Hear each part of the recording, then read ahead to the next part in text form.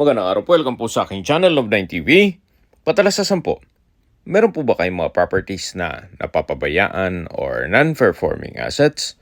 Plan nyo ibenta, pero wala kayong oras sa pagbibenta nito. Kung ito'y pagkakatiwala nyo po sa amin, tawag lang po kayo sa aking numero. Usap po tayo, gawan ko po ng video for free. Yes, libre po, wala po kayong babayaran. Tutulungan pa namin kayong mabenta ang inyong property. Kami na po bala sa marketing, sa boosting or paid ads. Even sa tripping, hindi na po kayo mapapagod sa pag-entertain ng mga buyers. Kami na po bala sa lahat. Tawag lang po kayo. Nandito po tayo ngayon sa Amadeo, Cavite kung saan meron po tayong bagong video presentation, isang residential farm property na may lot area na 2.1 hectares. Ito po'y titulado, buhay po ang may-ari, kaya wala po kayong magiging problema sa documentation o sa transfer ng title. Mula po Barangay Road, ang frontage ay 70 meters. Napakatahimik po ng lugar, sariwang hangin at malamig po ang klima.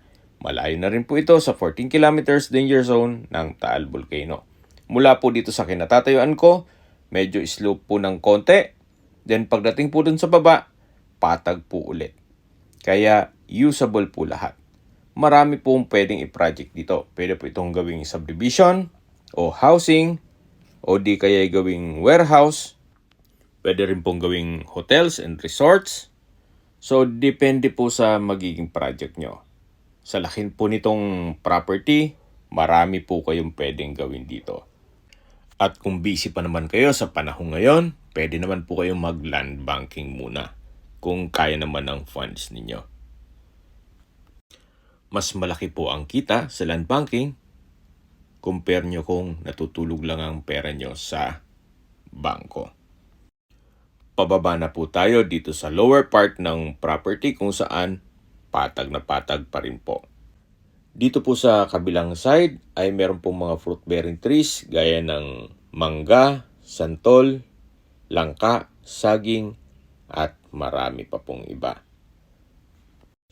Pwede rin po itong gawing family farm estate kung sakaling malaking pamilya po kayo para buong pamilya nasa isang compound. Habang naglilibot po tayo at pinagmamasdan nyo ang buong property, pag-usapan na natin ang distance, location at travel time. Ito pong property ay malapit lang sa Aguinaldo Highway. Ang distance is 5 kilometers at ang travel time is 8 minutes. Mula naman po sa Tagaytay Rotonda, ang distance is 9.5 kilometers at ang travel time is 18 minutes. Sa Tagaytay Rotonda po ay kompleto na rin gayang malls, hotels, restaurants, banks, schools, church at hospital. Yan po yung lagi kong binabanggit sa aking video na dapat nyo i-consider sa paghanap ng property, yung meron pong malapit na hospital. Hindi ko naman po sinasabing sakitin kayo. Yan naman po for emergency purpose lang naman. Mula naman po sa Calac Silang Interchange, ang distance is 16 kilometers at ang travel time is 28 minutes. Ang Calac po ay connecting South Luzon Expressway o SLEX, Skyway, all the way to NLEX o North Luzon Expressway at ibang parte ng Metro Manila. Yan po, tunghayan nyo po ulit itong napagandang property. Napakaliwalas, napakatahimik ng lugar at nasa mataas na lugar po ito. Ang estimated elevation above sea level ay 1,449.5 feet. Sa presyo na po tayo. Binibenta po ito ni owner sa halagang 4,000 pesos per square meter. Kung may mga katanungan po kayo, tawag lang po kayo sa aking numero. At sa mga kababayan naman natin nasa ibang bansa, meron po akong Telegram. Sa mga iPhone user man, may iMessage. Meron din pong Imo, Skype, Viber at WhatsApp. Same number lang po, 0917-316-3399. Sa mga nagtatanong naman po ng aming Facebook, meron po aming Facebook page na Love9 TV at Facebook Reels Video. Meron din pong TikTok at Instagram. Meron din po kami ibang YouTube channel na Love9 TV channel at AC Listings. Sana po naibigyan nyo ang aming video presentation.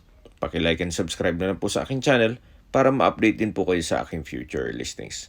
Kung sakali po hanap nyo yung mas malaking sukat ng lupa, meron din po kami ibang listings na pwede nyong pagpilian. huwag po kayong magatubiling tumawag sa amin, then let us know your budget para malaman namin kung anong property pwede namin alok sa inyo. Sa lahat pong viewers, subscriber at nagtiwala po sa amin, salamat po sa suporta. Ingat po kayo lagi at inyong pamilya. Maraming salamat po.